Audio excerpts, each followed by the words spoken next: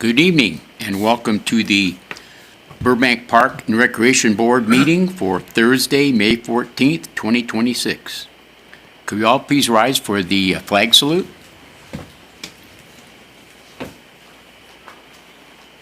Ready? Begin. I pledge allegiance to the flag of the United States of America and to the republic for which it stands, one nation, under God, indivisible, with liberty and justice for all.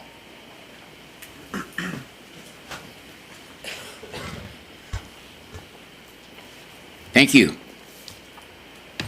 Mr. Chad Thompson, roll call, please. Good evening, Chair Mickey DiPaolo. Here. Vice Chair Robert Brody. Here. Board Member Farah Asadi. Here. Board Member Maisha Gamino. Here. And Board Member Arma Sterling. Here. Thank you. Announcements. Mr. Buster Roebuck. Welcome, Buster.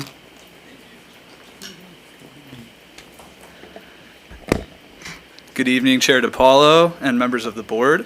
Thank you to everyone joining us this evening. My name is Buster Roebuck, Senior Recreation Leader in the Parks and Recreation Department.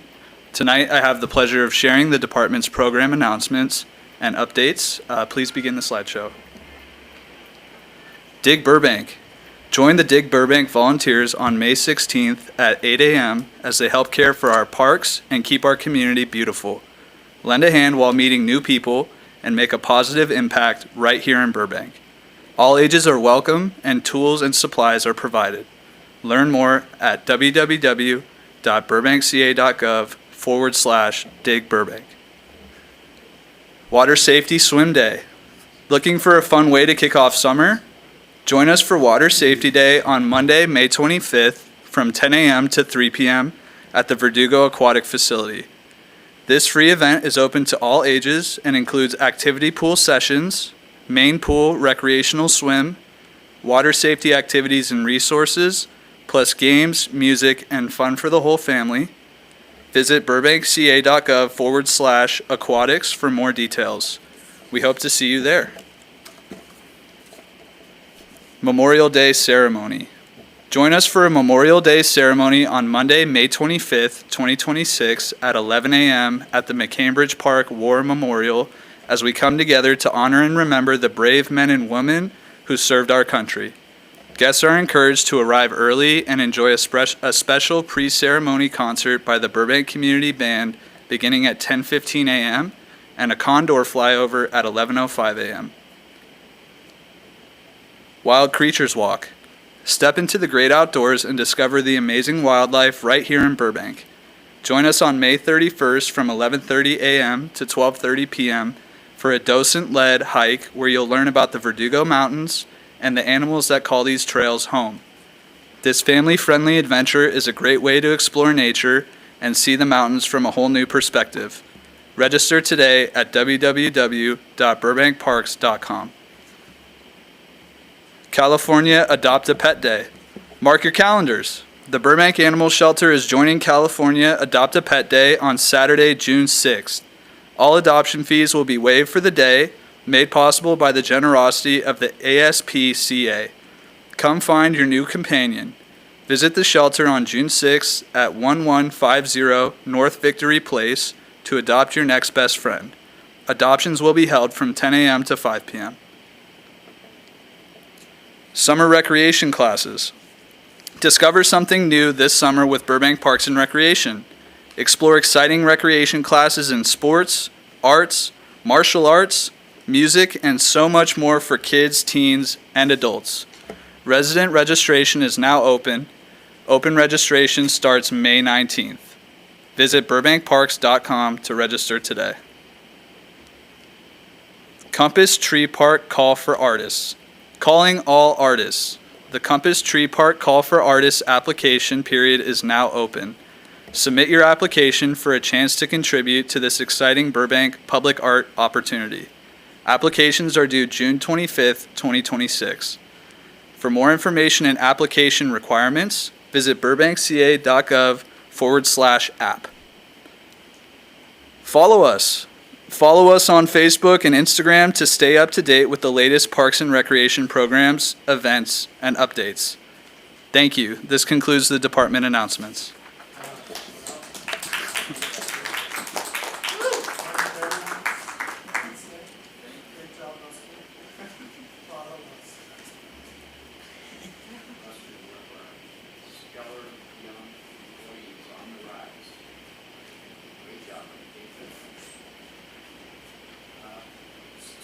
bowl season announcement. Ms. Erin Barrows.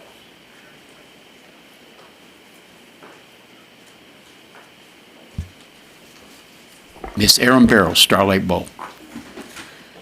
Good evening, Chair DiPaolo and members of the board. My name is Erin Barrows, Recreation Services Manager of the amazing Parks and Recreation Department. I'm excited to be here tonight to provide an update on the 2026 Starlight Bowl Summer Concert Season. We are thrilled to announce that the Starlight Bowl will officially return for the 2026 season with our theme, Back Under the Stars. While our department very much enjoyed hitting our parks with Starlight on Tour in 2025, we look forward to once again welcoming the community back to this iconic outdoor venue for an exciting summer of live entertainment. The 2026 lineup has officially been announced on starlightbowl.com, but I am thrilled to share with you the details as well tonight. We kick off on Saturday, July 11th with a groovy night featuring a double headliner of the Fabba Show and Bee Gees Fever. Saturday, July 25th, come rock out with us with the Ultimate Rock Band and the Foos Fighters. Saturday, August 1st, we're going a little bit country with the Cali Country All-Stars and Ronstadt Revival. Saturday, August 8th, we're bringing back a staple of the Starlight Bowl concert series with the Fab Four. And closing out the season on Saturday, August 22nd, we end with a bang with Yachtly Crew and featuring an awesome local opening act, Fifi and the Valley Cats. Early access for this past season ticket holders will begin on May 18th, and public ticket sales will open on June 3rd. Tickets for the City of Burbank Summer Concert Series may be purchased online beginning June 3rd. Tickets will also be available for purchase in person at the Betsy Lukey Creative Arts Center, located at 1100 West Clark Avenue. Our community and members are encouraged to visit www.starlightbowl.com for more information, as well as ticket links for each concert. The Starlight Bowl has announced that there will not be a 4th of July concert or fireworks celebration this year. However, the city is planning a free drone light show for that night. The launching of the drones will take place at 9 p.m. from the Starlight Bowl parking lot, so please make sure you have a clear view of the hillside to catch the amazing show. We are incredibly excited to welcome audiences back to the Starlight Bowl and continue the tradition of summer evenings filled with music, community, and entertainment under the stars. This concludes my announcements regarding the 2026 Starlight Bowl concert season, and I look forward to seeing all of you up there for concerts this year. Thank you. Thank you. Thank you, Ms. Barrows. Department Director Report. Thank you, Aaron. If I can invite Mr. Noah Altman to come up and do a brief report.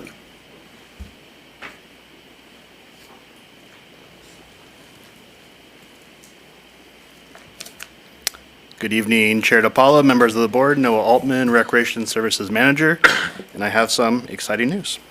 A little background, building the anticipation. Back in 2021, the department secured a grant through California Department of Justice Tobacco Grant Program. And part of the grant's initiative was to create some public service announcements and social media campaigns to educate the youth about the harms of vaping. So the department partnered with the youth board, and in August of 2024, we developed our first ever anti-vaping PSA titled Vaporized. A huge success. So it was a very popular video amongst the city's YouTube channel, and we were able to reach the teens that it was targeting. We partnered with BUSD and local other groups to get the word out. And it was actually recognized by the California Parks and Recreation Society Award of Excellence in March of 2025. And so building on that success, we have the much anticipated sequel, not really sequel, but the next installment of the Youth Board's PSA initiative. And this one is titled Deflated. So without further ado, we are debuting Deflated.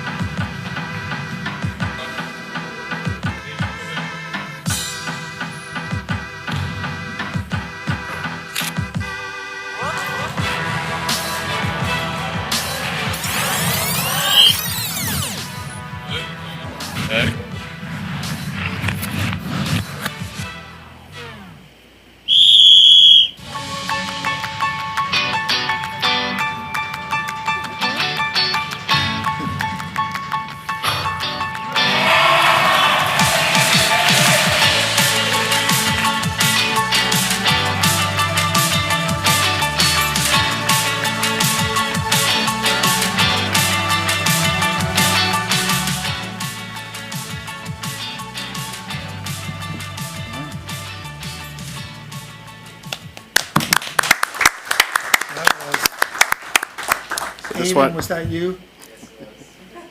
so I just want to give a special shout out to our Public Information Office. They helped edit this version of the PSA, so they were a huge partner in this. And we have some stars of the show over here with Aiden, you'll be hearing from shortly. But great achievement again, so go check it out. It's live on YouTube. Smash that like button. Thank you.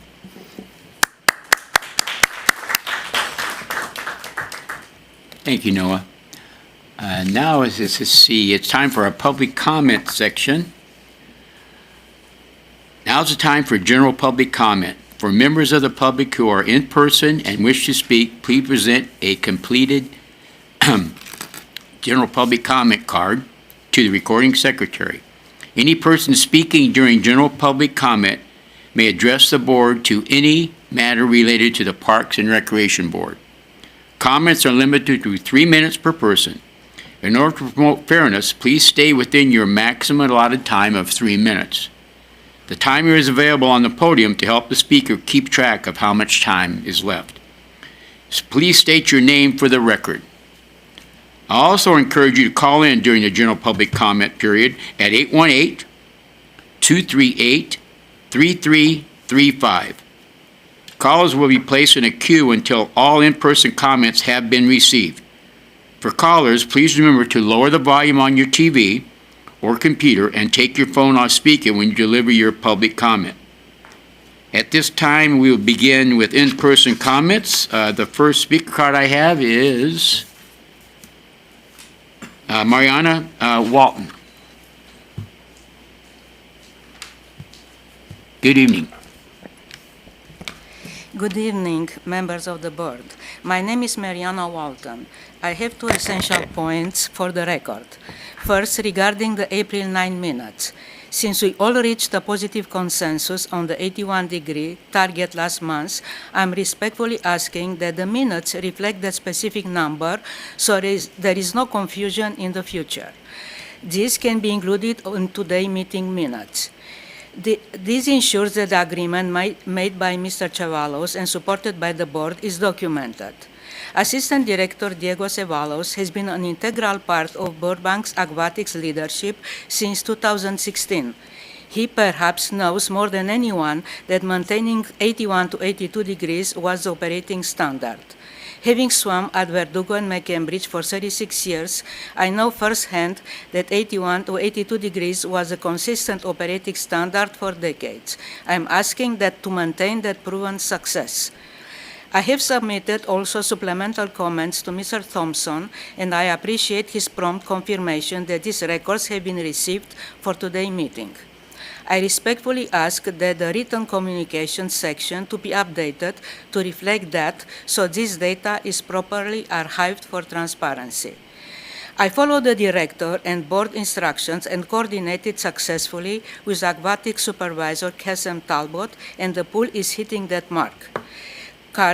Second, on current operations, I want to thank Mr. Talbot for his coordination with Public Works. I truly appreciate his ongoing efforts to ensure the city can make mechanical adjustments whenever the weather conditions or system fluctuations push the temperature above or below the 81 target. Today, the temperature was 81 degrees. Finally, regarding Water Safety Month, a comfortable 81 degrees environment is essential for safety. When children start swimming lessons, they learn faster and better when they are not shivering in the water. By maintaining this target point, we ensure they enjoy the water and gain life-saving skills effectively. We must ensure 81 degrees remain the standard for both Verdugo and the McCambridge pools. Thank you. Thank you. The next speaker, Mr. Eric Hawk, Burbank Community Band.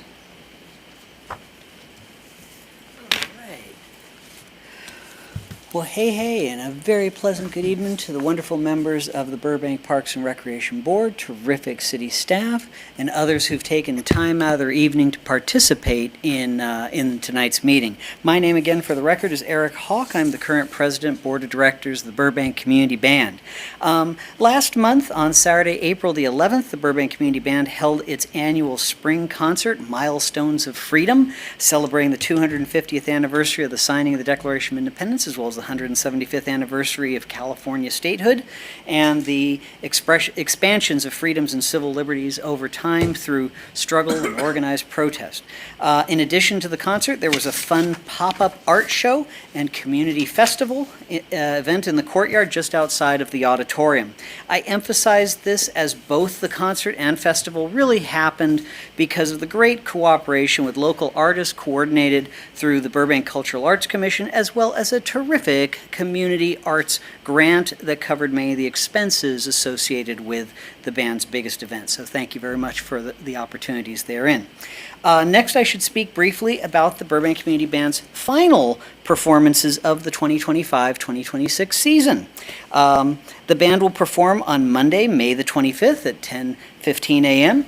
Thank you for prepping the audience for that.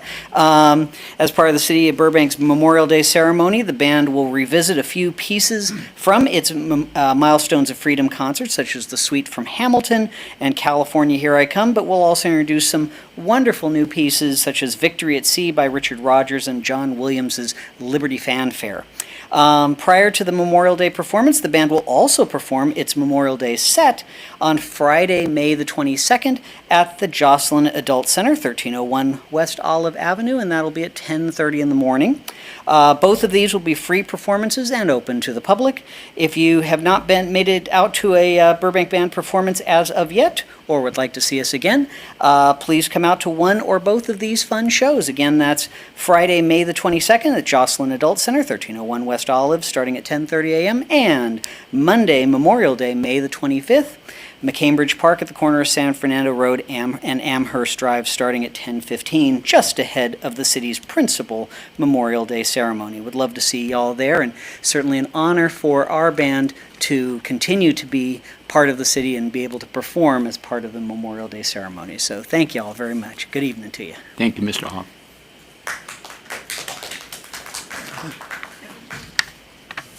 Do you have any call-ins? No call-ins, okay. Seeing that no other speakers, will now close the public comment period.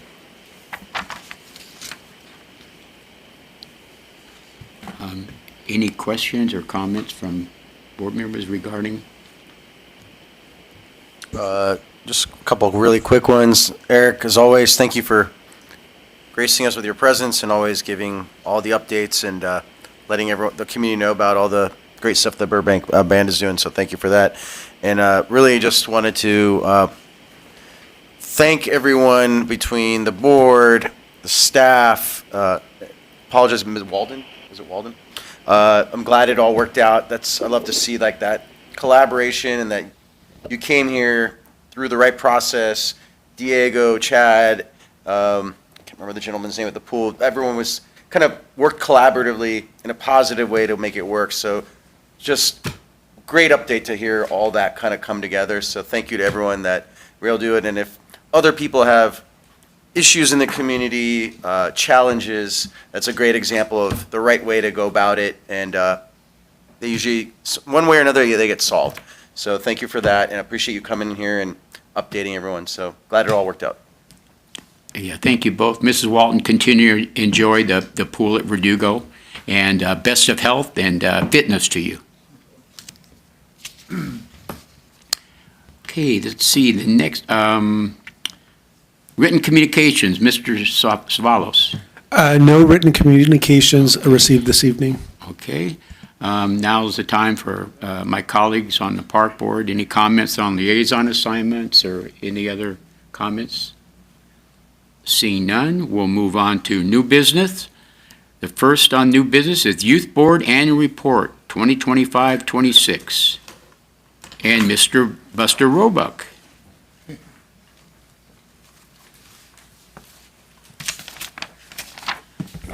Good evening again, Chair DiPaolo, members of the board. Again, my name is Buster Roebuck, and I am one of the senior recreation leaders in charge of teen programming for the city of Burbank. One program I am especially proud to be a part of is our Burbank Youth Board, which provides local students with a voice in their community and local government. The board had an eventful school year, and here to share the highlights and accomplishments is this year's chair, Aiden Yoon.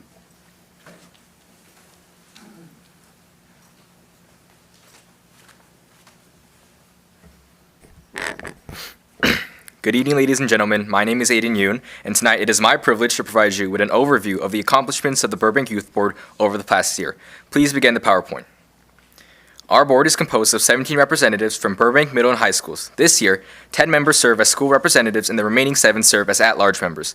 We meet on the first Wednesday of each month to discuss youth-related topics and city initiatives. The mission of the Youth Board is to bridge the gap between youth and city government, foster community involvement and fundraising initiatives, and provide meaningful input on programs that serve teens in our community. Each of our members follow a structured format and includes reports from our board liaisons to the Parks and Recreation Board, where the board learned about the various programs and events the department offers, and the Sustainable Burbank Commission, where the board learned about the programs and initiatives promoting environmental stewardship. We also receive updates from staff on teen programs the department offers, and each member provides school reports to keep the board informed about what is happening across all the various campuses the board members represent. These meetings allow us to stay engaged, informed, and connected with both the city and our peers. Throughout the year, we had the opportunity to hear from several organizations and departments. The Boys and Girls Club shared information about teen programs available at their facilities. Management Services staff presented on the CREST and Best Youth Employment programs available to teens. Community Development staff introduced updates on the Burbank bus system and future transit plans. Lastly, the Library Services Department presented plans for the new Central Library and gathered input from our board on desired amenities for teens from our perspectives. These presentations provide valuable insight into opportunities and resources available to the youth in Burbank. One of our primary goals this year was to increase teen awareness of local opportunities for volunteering, employment, and community involvement. To support this, the Burbank prioritized developing social media content that highlights these opportunities and connects teens to available resources. We are calling the series the Burbank Buzz, and these videos will be available soon through the Burbank Teens Instagram account. We also participated in community events, including the Burbank Gadate Sports Expo, where we volunteered and supported inclusive programming for individuals of all abilities. One of our favorite annual events is a spring extravaganza. At this event, the Youth Board operated the Bunny Photo Booth, where participants had the opportunity to take pictures with a bunny mascot. Through this effort, we raised a total of $365, and the board voted to donate these funds to support our animal shelter donation drive for the Burbank Animal Shelter. We are currently collecting pet supplies, with donations being accepted through May 29th. Items can be dropped on the 3rd floor of the Community Service Building, the Mary Alvord Recreation Center, and the McCambridge Recreation Center. This initiative reflects our commitment to supporting local organizations and giving back to our community. Another important initiative is the Austin Cook Award for Outstanding Youth, which was developed by the Youth Board in honor of Austin Cook, who was a mere middle school student who unexpectedly passed away in 2007. This award recognizes middle and high school students who demonstrate leadership, resilience, and a commitment to making a positive impact in the community.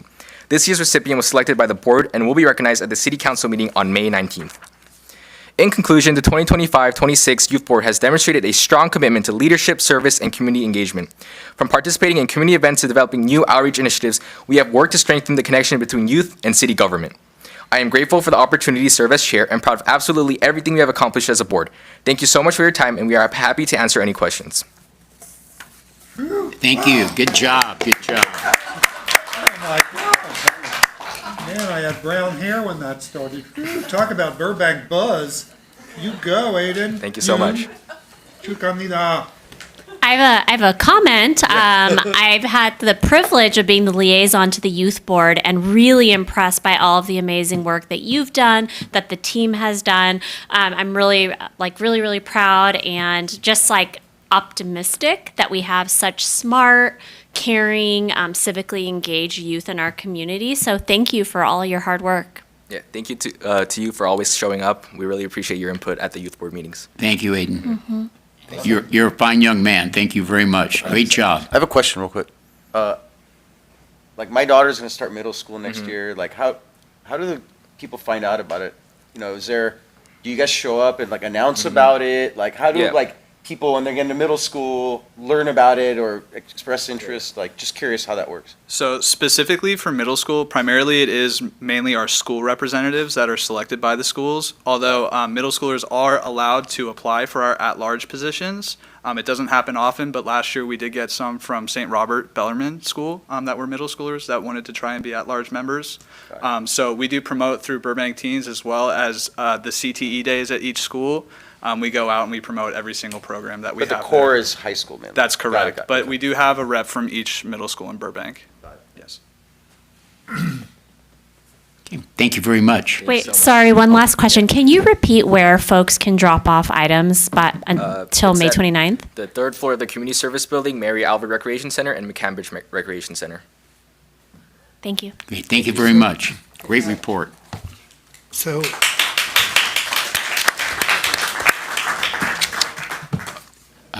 Elderly Nutrition Program Update. Ms. Roxana Tabibi. Welcome, Roxana.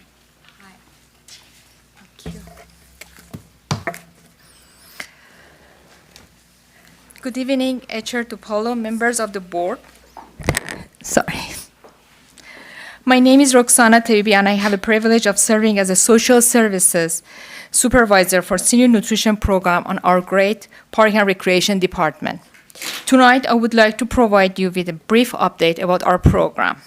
Since 1973, the City of Burbank's Elderly Nutrition Program has provided nutritious and balanced meals, wellness checks, and social support to eligible seniors 60 and older, serving more than 100,000 meals annually between home delivery meal program and hybrid meal distribution program.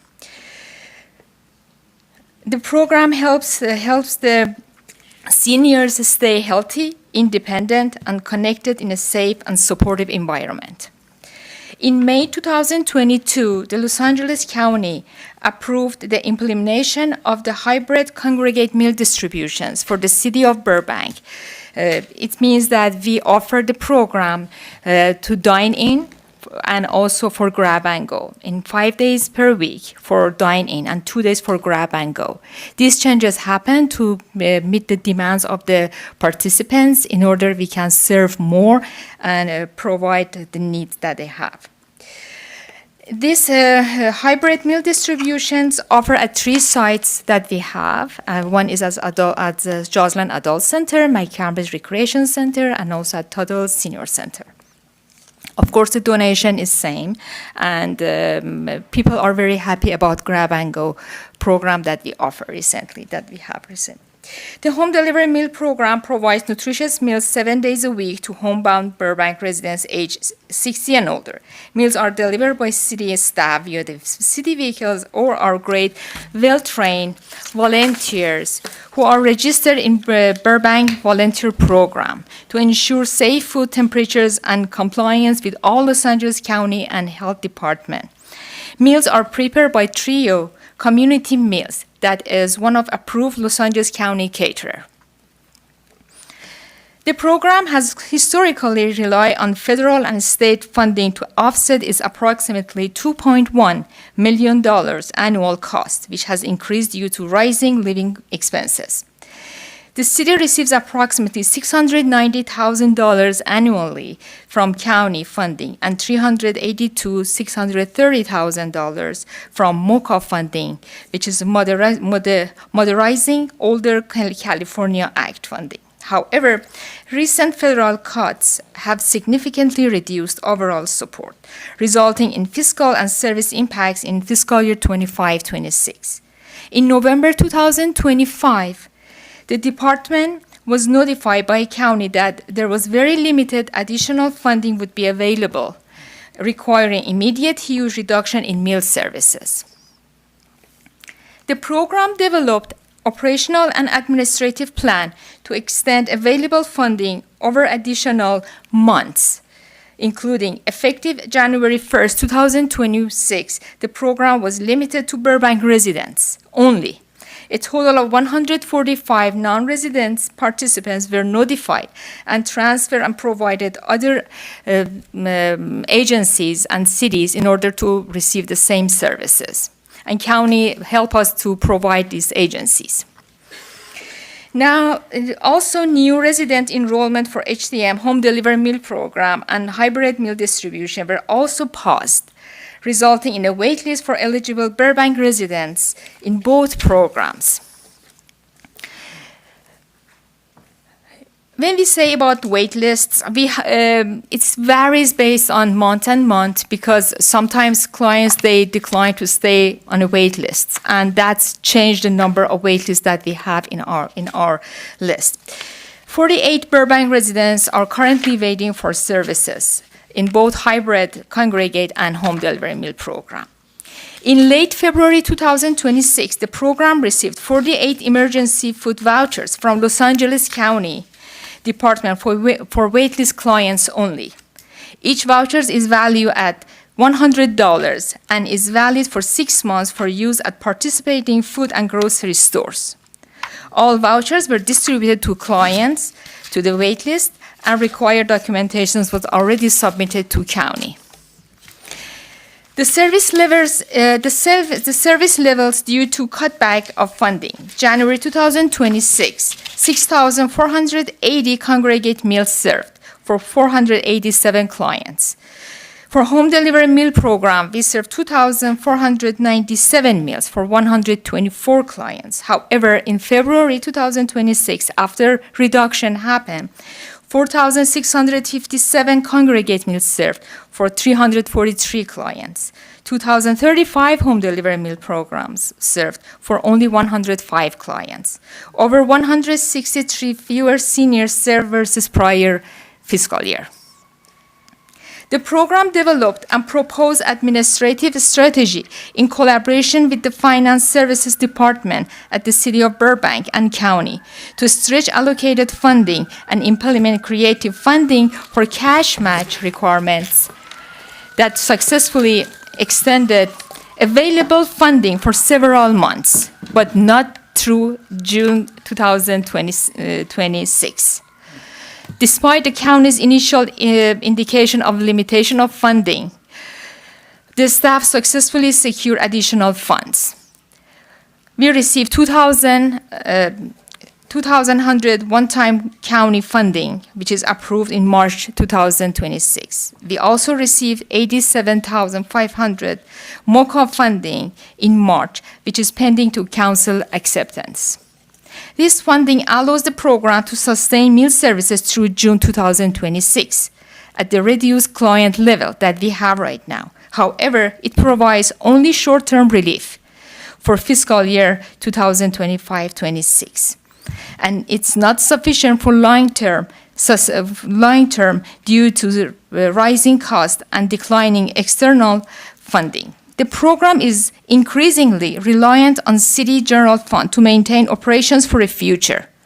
Accordingly, the department is requesting $312,500 from the City General Fund in fiscal year 26-27 budget to sustain the services.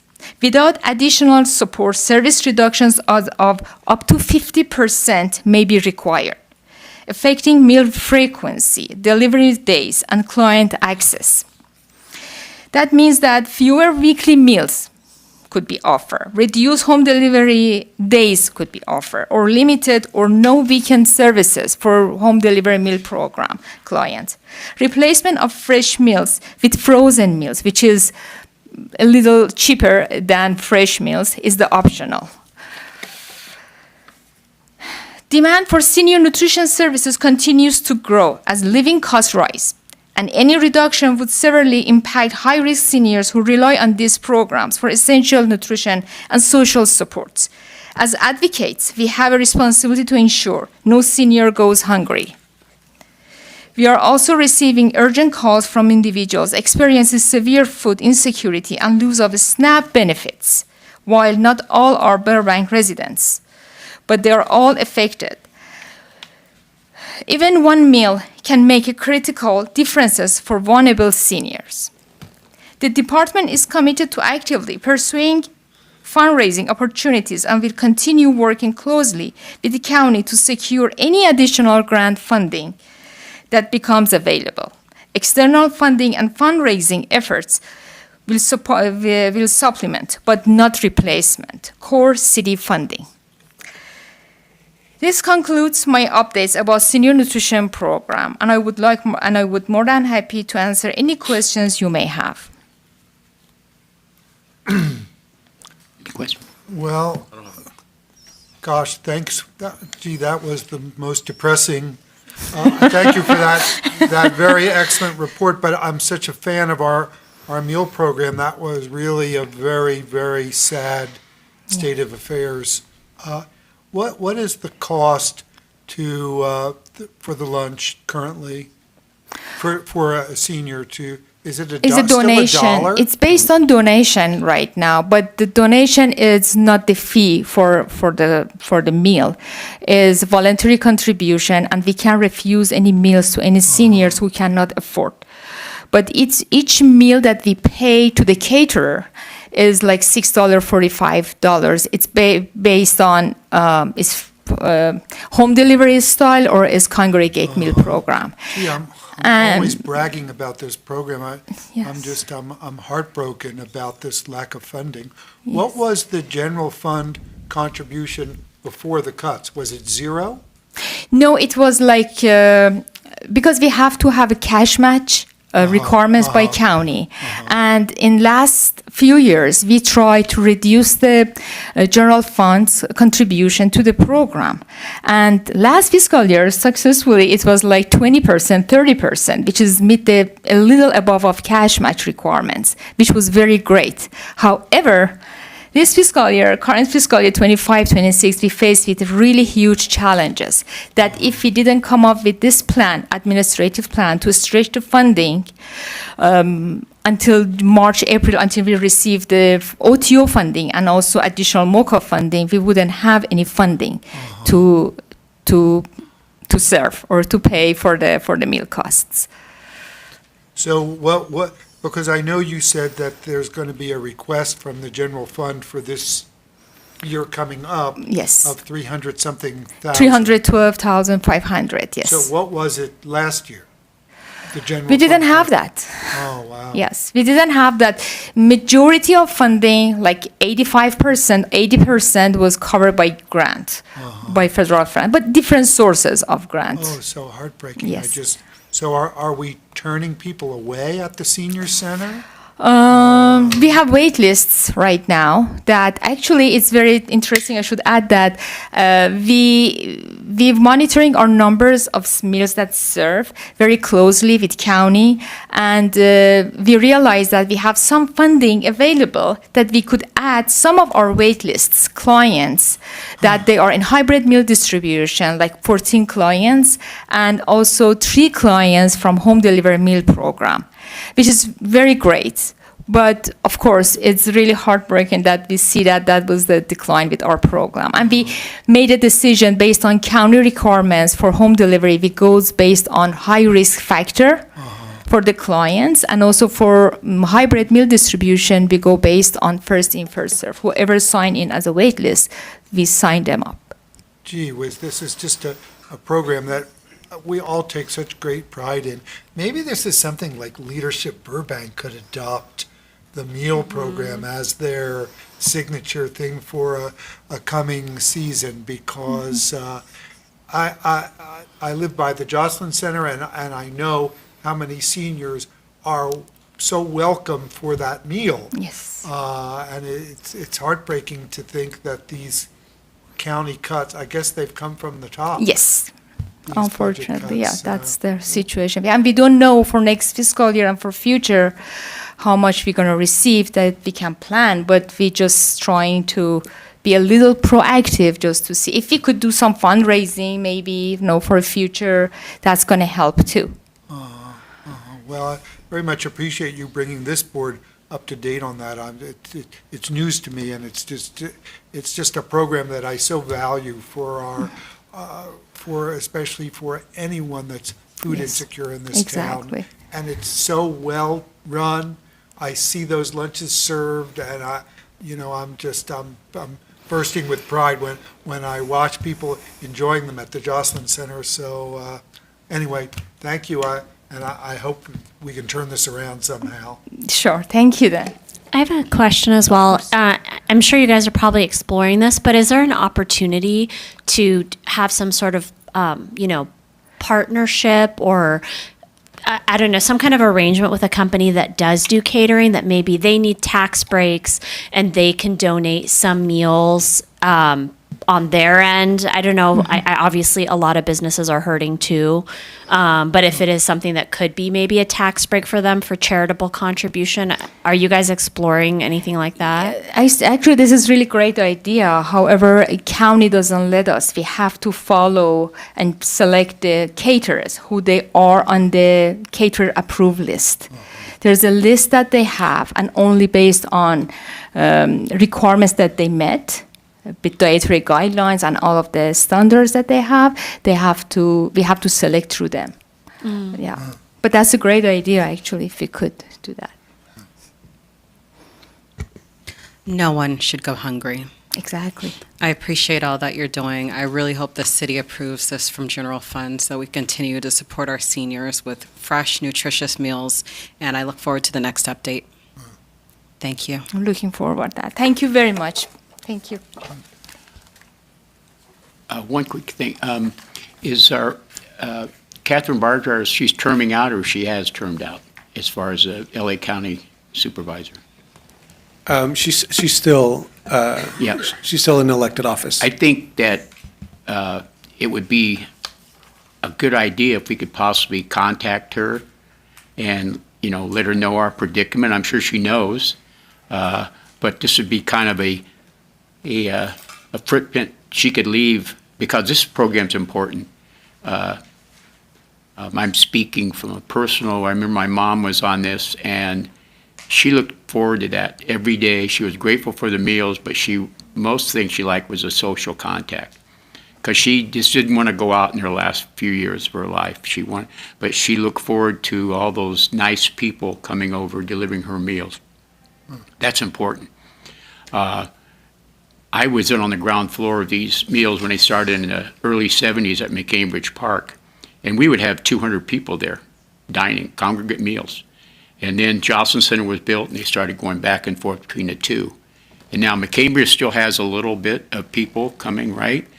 And it's a social outlet for them. And a lot of them, like my mom did, she would have 2 meals. One for lunch, and then she called dinner supper. That was my mom's thing. And she split that up. But the most thing that she really liked, number one, she loved the meals, but she was really like that social contact. That means so much to people when you're unable to go outside. And I really think this is so important. It should be a major push. I know that they have fundraisers. I don't know how they could do it. Maybe on your electric bill, if you wanted to donate 25 cents towards congregate meals, or I don't know. I'm just spitballing here, but I can't say enough about this. This can't die. Can't. So if as a board member, and I'm sure I speak to my colleagues, if we could go and talk to people and do things, I'd be more than happy to do that. Address city council, whatever needs to be done, and to recommend that this program not be denied. So anyway, I've had my say. Thank you. Thank you for the great report, Roxana. Thank you so much. And Roxana, please thank staff on our behalf as well. I listening to the news was so disappointing for us to hear this, so I focused on the people impacted, but I know staff is impacted and feels passionate about this program. So thank you for all of their work to do this. Thank you. Thanks again. Okay, our next agenda item is Winter 2026 Park and Recreation Programming Update. Ms. Kim Freed. That one, right? I'm here. Yeah. It's good, right? Okay. Good evening, Chair DiPaolo and members of the board. My name is Kim Freed. I'm Recreation Supervisor at the Parks and Recreation Department, and I'm here to present the department's winter update. Thank you. Maybe. Maybe not. Okay. The Burbank Animal Shelter had another busy quarter full of adoptions and service calls, responding to almost 2,000 calls, reuniting 60 pets with their owners, and successfully adopting out almost 200 pets. The shelter also welcomed a new animal control officer. Animal Control Officer Winnie retired after 25 years of dedicated service, and we wish her the best in her retirement. Okay, your clicker stinks. In honor of the 2026 Burbank Tournament of Roses Association float All Paws on Deck, which celebrated animal rescue, the Burbank Animal Shelter, and Spike, our fallen BPD canine, the shelter offered an adoption special.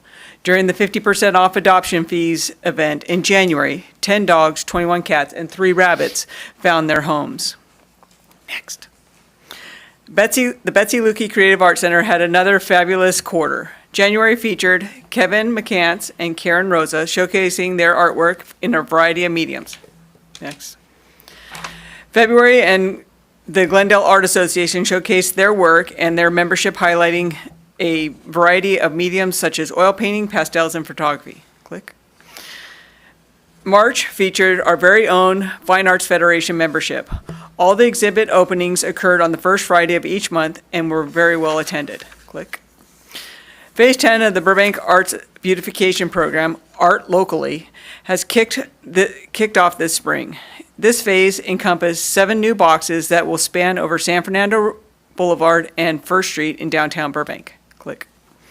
The third funding cycle of the Community Arts Grant Program launched late last year, with projects beginning in March of this year and concluding in February 2027. In January, $61,500 in grant funding was approved, with 18 artists being selected through a panel review to receive part of this funding. Click. The Burbank Volunteer Program continues their beautification efforts with Dig Burbank, holding 2 events and 1 private dig. The program provides opportunities for volunteers of all ages to assist in these efforts. In addition, the Burbank Volunteer Program staff coordinates with 24 different stations across the city and enlists over 300 volunteers who contributed over 15,500 hours this past quarter. Click. Our 55 and beyond community is taking advantage of weekly and monthly classes that are offered at the Jocelyn Adult and Tuttle Senior Centers. Both facilities offer a wide variety of classes, services, and activities for these community members. Click. Some of our biggest draws are special events and exercise programs. The center celebrated Valentine's Day, St. Patrick's Day.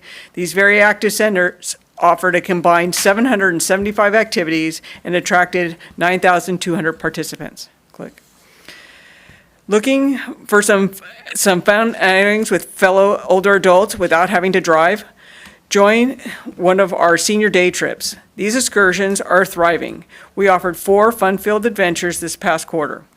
Visiting the Reggae Museum, ABBA Variety Show and lunch, shopping at the Rose Bowl Flea Market, and they tried their luck at the Yamava Casino and Resort. Click.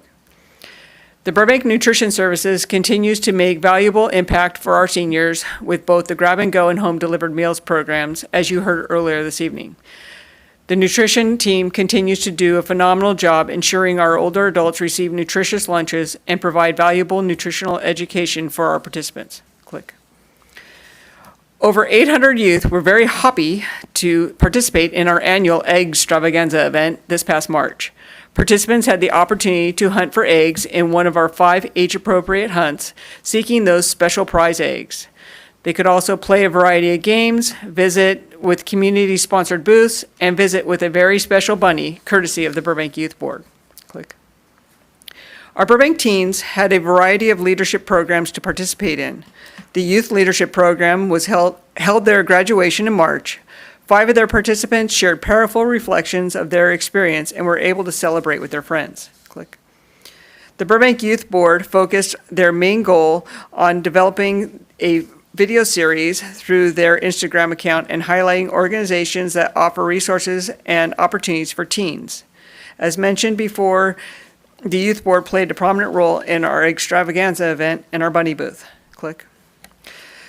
The Counselor and Training Program concluded in March. These students gained valuable experiences as they entered the workforce. Click. The department also offered several camps opportunities for children to participate in during spring break. Spring Spring Days Camp was held at Verdugo Park, where the children participated in sports, games, arts and crafts, and had a large inflatable obstacle course. Click.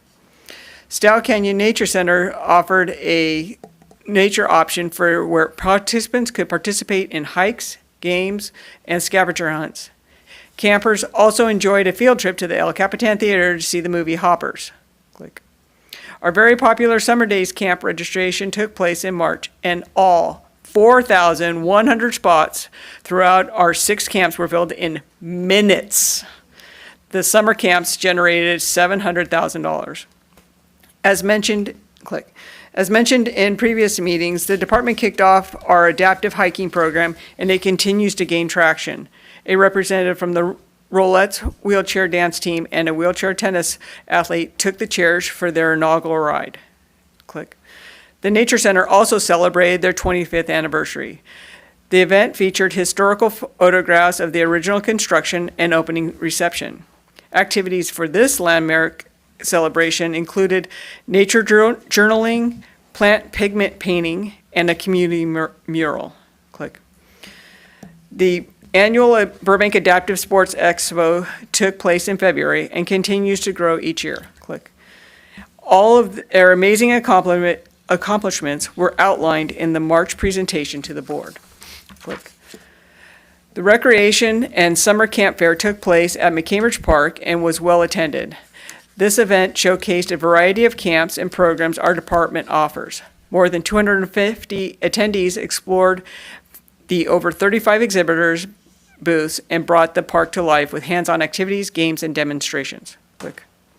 In another fantastic year for RISE, these amazing volunteers were honored last month at this very meeting. Over their 8-week program, participants enhanced their leadership skills and broadened their understanding of city services and resources. Click. The Burbank Sports Office offered a number of fun opportunities this past quarter. The Real Madrid soccer camp was held at Burbank High School and provided local youth with the unique opportunity to train under an internationally recognized coaching curriculum. Click. Piper's Pals opening day kicked off a new season of our adaptive sports program. Vice Mayor Suzette Mullins was a guest speaker. Click. The Legend Series brought Real Madrid and FC Barcelona to BMO Stadium for a one-of-a-kind experience. 12 participants were selected for a special meet and greet with players at the stadium the day prior to the match. Click. Make sure you take an opportunity to visit the Mary Alvord Recreation Center and see the new adjustable side baskets. What a difference. Click. As part of the 26 Champions Grant, the city was invited to 2 truly special experiences as the legendary FIFA World Cup trophy made a stop in Los Angeles. These events provided staff networking opportunities with regional partners and stakeholders in preparation for the upcoming Fan Zone Burbank World Cup 2026. The department also premiered a professionally produced Power Soccer Spotlight video highlighting the city's commitment to adaptive sports and inclusive play. Click. Community members were able to partake in the City of Burbank Clippers Day, LA Clippers Day, and LA Kings Day. Some lucky community members were able to high-five some of the players as they took the court or the ice. Click. As the community gears up for the summer, our aquatics program continues to provide lessons, classes, permit group usage, and lap swimming. Click. Both pools at the Verdugo Aquatic Facility are utilized by our community. This includes our popular Polar Plunge, where over 100 participants enjoyed this fun winter event. Click. Over 200 contract classes, serving 1,500 participants, continue to enrich our community members of all ages. Click. Our forestry and landscape team continue to ensure that our green spaces are a destination for our community.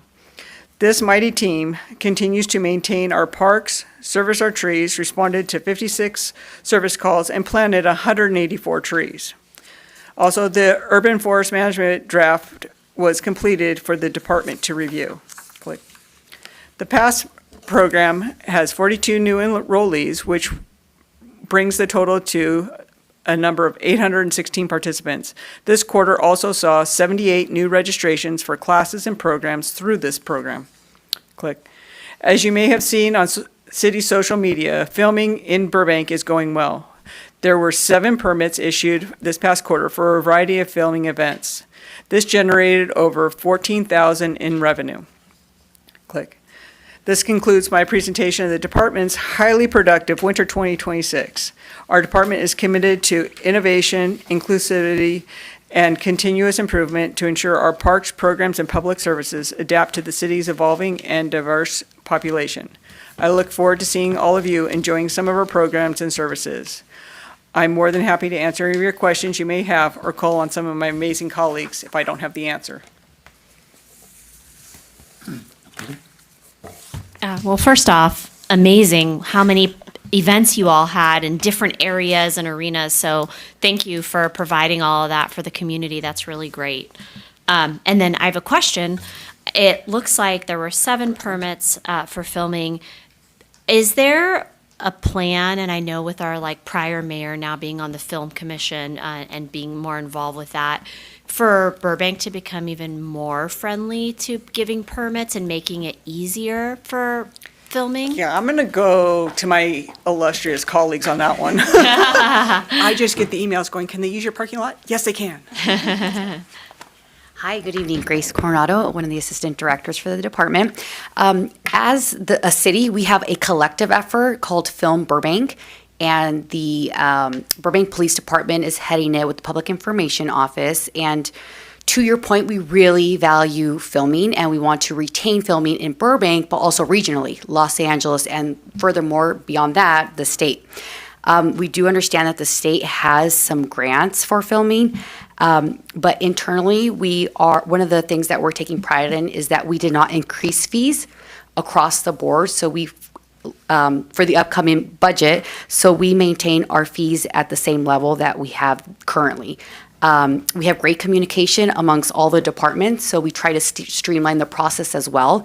Internally for parks, our communication stream is very smooth and efficient, and so we do whatever we can to help promote filming. We also work with our colleagues in other departments, the fire department, the police department, public works, community development, to ensure that we have that continuous communication to ensure that we can continue to streamline and to push filming forward however we can. I hope that answers. That helps. Thank you. And one more quick kind of follow-up question. Is there ever a thought of maybe doing kind of almost like a road show where we share with Warner Brothers, Disney, Netflix, some of the kind of local companies? Hey, if you haven't thought about filming in Burbank recently, just so you know, we want to make it easy for you, and here's kind of 5 things we do that makes it easy for you all. Because it's almost like if you're top of mind, if you're marketing something, or if it is someone's Absolutely. being reminded, the chance that they're going to do it is higher. Could that be something that would be considered in the future, just to educate or remind some of those studios that Burbank is doing those things? Yeah, absolutely. I don't know what is in the works with our Public Information Office and Burbank Police Department, but I know that that was one of the visions is, to go to trade shows. There's lots of expos where you can promote the amenities that you have as a city too. Because we have a lot of our parks, facilities, we have our libraries, so definitely having that portfolio. But absolutely, I will relay the information. Unfortunately, I have not been part of those conversations, but we can definitely update the board with any information that we do find out. But no, that's wonderful. Thank you. Thank you, Kim. Any other questions? Thank you again, Kim. Okay, now we move to the consent calendar. All matters listed under the consent calendar are considered routine by department staff and may be enacted on by the board by one motion. There will be no separate discussion of these items unless, before the board votes on the motion to approve the recommendations, board members, staff, or public request specific items be removed from the consent calendar for separate action. Removed items will be discussed separately. The consent calendar consists of the approval of minutes from April 9th, 2026, City Council agenda items update, contract compliance, Police Park Patrol report, Dick Clark Dick Clark Dog Park Progress Report, and departmental operations update. Do I have a motion to approve the consent calendar? Yes, this is Robbie. I'll move to approve the consent calendar. Second. We have a second. We have a Mr. Thompson? Yes. Chair Mickey DiPaolo? Yes. Vice Chair Robbie Brody? Yes. Board Member Farah Asadi? Yes. Board Member Maisha Gamino? Aye. Board Member Ara Masarlian? Yes. Okay, any tabled items? Additional comments from the board? Any of my colleagues have a comment? Go right ahead. Diego, I saw some chatter on social recently about the parking issue at Betsy Lukey with some seniors that were having issues with parking and they're complaining, and there's no parking and the whole pickleball thing. Do you know what's going on with that, or is there a better resolution to that? I just saw some elderly community member complaining she had to walk, and then people are chiming back. It was a lot of back and forth, so just curious on if there's anything happening with that. Yeah, thank you, Chair Mersalian. So the update is parking at the Betsy Lukey Creative Arts Center, the Olive Rec Center, and the playground has been impacted by pickleball. We are working with our ambassadors to make sure that we communicate where the designated parking for our pickleball players is. And there's plenty of parking on the street. There's certainly plenty of parking on the ball field, but we have folks that are just not complying with the posted signs. So we have a strategy in place of working with our ambassadors, working with the pickleball community to gain compliance. But we are going to be taking some steps to address that matter in a more forceful way, which includes potentially limiting play, giving folks plenty of opportunity to educate them, to ask for compliance. But if compliance is not received, then we may limit the hours of operation and scale back those hours for pickleball until we can gain that compliance. We want to send a message that's clear, is that we're serious about our rules and our regulations and our policies associated with safe play. We also want to make sure that we're good stewards of the park, and there's other users. That includes the artists and the program participants that occupy the Betsy Lukey Creative Arts Center, but also the Recreation Center, right? And so it's our job to program these spaces in the most productive way possible. It's our job to educate. It's our job to get compliance. It's our job to work through that enforcement piece. But if we're not getting that compliance, then we're going to look at ways to reprogram that space potentially. So we want to give everybody plenty of notice. We've been working through a lot of communication through the ambassadors, but we don't want to create conflicts where those conflicts didn't exist before. And we're also looking to create other opportunities for pickleball at other facilities that may be less impactful to not only the Betsy Lukey Creative Arts Center, but the neighborhood as a whole. We're also grateful that we have Allied Universal, our park ambassadors that are part of the mix in helping us understand the matter. We are going to be moving some mobile cameras to that general area to give us more awareness of what's going on. And we are also working with our site supervisors to give us a clear understanding of all of those challenges. So I hope that answered your question. Yeah, that's great. That's a good detailed answer. Yeah, I was just seeing a bunch of complaints and back and forth on social about that, and so I know those are originally or currently courtesy signs more than like actual enforceable. And some people are asking, can't they enforce it? And I said, well, they're more courtesy signs, more than they are actual like, Department of Transportation like no parking signs. But is there? I don't, this is beyond my knowledge, but is there, if it continues and is an issue, is there a way to work with the Department of Transportation in Burbank to do any sort of no parking during these hours signs or parking only for this use? I don't know all the rules on that. Is there a way to do that, and then it's like they issued a citation, or is that way too much to, I was just curious. Yeah, I think that all of those recommendations have other unintended consequences. Got it, okay. Right? And so what we want to do is we want to make the park accessible. Yeah. Right? And these are our programs. And just like we wouldn't schedule Civitan Jamboree with 1,500 guests with an art gallery opening and a pickleball tournament, right? We have control over how we program that park, and unfortunately, we're just not getting the compliance that we need from our program participants to not create these conflicts. So we are going to be taking some action. Again, right now, we're in the communication phase, we're in the compliance phase, we're in the education phase, but at a certain point, the community is just not going to tolerate inaction, right? And they're going to want to see potentially scaling back of some hours, potentially additional enforcement, additional staff presence at these locations. And ultimately, we could potentially move to what we've done indoors at the Olive Recreation Center to help crowd control, which has been the implementation of a reservation system. So you get, residents get the opportunity to register first, and they go onto their phone and they click a reservation. We're going to be here for an hour and a half. We take care of our residents first, and then we open it up to non-residents. It's free of charge, but it requires them to push a couple of buttons. And what that does, it increases the rate of play, right? So it lessens the congestion.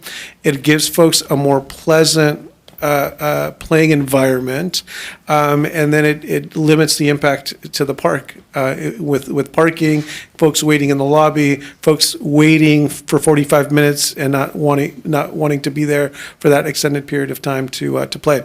So with that being said, that's very much a possibility for implementing it in our outdoor pickleball courts.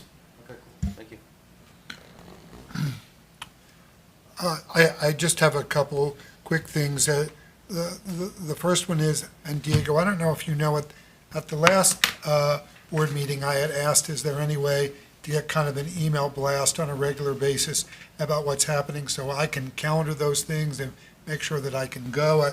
My fellow board members seemed positive about that. Is anything happening? Yes, we're working, I'm getting a nod that we are working on regular communication with the board, inviting you guys to our various events. And I think also from my perspective, there are some wonderful opportunities, speaking opportunities, and for the board, if they so desire, at Civitan Jamboree, at ribbon cutting ceremonies. So we're going to make a bigger effort to put you front and center with these opportunities, so they, as they arise. And we want to make sure that the work of the board is being recognized not only by the community but by our other leadership boards and commissions and council members. Okay, that's great. I just want to know what the dates are, because sometimes I don't know, and maybe this is my laziness, until I look at this from Chad at the meeting. I'm like, oh my gosh, I got to make sure I'm available. So anyway, is it something that's in the works? Okay. Yeah, we'll work to get something to you all. Everything that is happening at Parks and Recs is so great. When something is not great, it kind of sticks out. And now, Ms. Coronado, I don't know if this would fall under you, because it's art in public places, which is generally the obligation of the property owner, but we've got to do something about the giant ball outside the AMC, which is our fountain. I feel a little guilty about this because I was the Art in Public Places chair, and I really pushed this through. It is our first and only water feature public art, and it's gone down the drain. It's filthy dirty. The paint has gone off. As of yesterday, it doesn't work. When you look at it, you're looking at exposed piping, and it is such an area of congregation and of pride, that whole walk area, but it's a mess. And I think it is the responsibility of the theater owner, as I recall, but I remember ramming this down everybody's throat. Please, let's have a water feature in our city. It's going to be great, and there's going to be money in there, and it's really gone down the drain. So I don't know if you can, I mean, at some point, if the tenant, the city's got to. Yes, so thank you, Vice Chair. We'll continue to inspect and we will address it. That is, oh my gosh. I mean, when it started, it was a point of great pride, but I'll tell you, over the years, it's really, because it's a moving thing, it's not our typical durable art, and I'm telling you, I begged everybody, please vote for this, and now I feel guilty. So, yeah, please take a look and Absolutely. see what you think. Here's my last thing. I don't know what the cameras can pick up, but we are so lucky to have the return of someone who has been absent from this room for our board meetings, Ms. Wilkie. I want to, on behalf of our board, welcome her back from her maternity leave. She's been much missed, and I'm just excited to have this dynamic city person back with us at these board meetings. So welcome back, Megan Wilkie, yay. Okay, thank you, Chair. Okay, thank you. Any other comments? Let's see, introduction of any new agenda items? I see none. Well, first of all, I want to adjourn this meeting, but I just want to remind everybody that Monday, May 25th is the day we recognize, it's a very solemn day in our country. We recognize the sacrifices, the supreme sacrifice that all our men and women servicemen have made in the service of our great country. And as we remember them and also their loved ones. And also a good friend of mine, Jim Barnfather, he was a Army lieutenant in Vietnam. We grew up together here in Burbank. Went to a lot of Civitan jamborees together, played on a lot of sports teams together, coached together. Jim's name is on our Walk of Fame. He was a big contributor to our community. And he was a product of his upbringing. And like I said, Jim's going to be missed. He always had a lot of constructive criticism and good ideas about our Park and Recreation Department, but being that Monday is coming up on the 25th Memorial Day, and also that Jim was a Vietnam brother of mine, I'd like to join the meeting in his memory. God bless you all.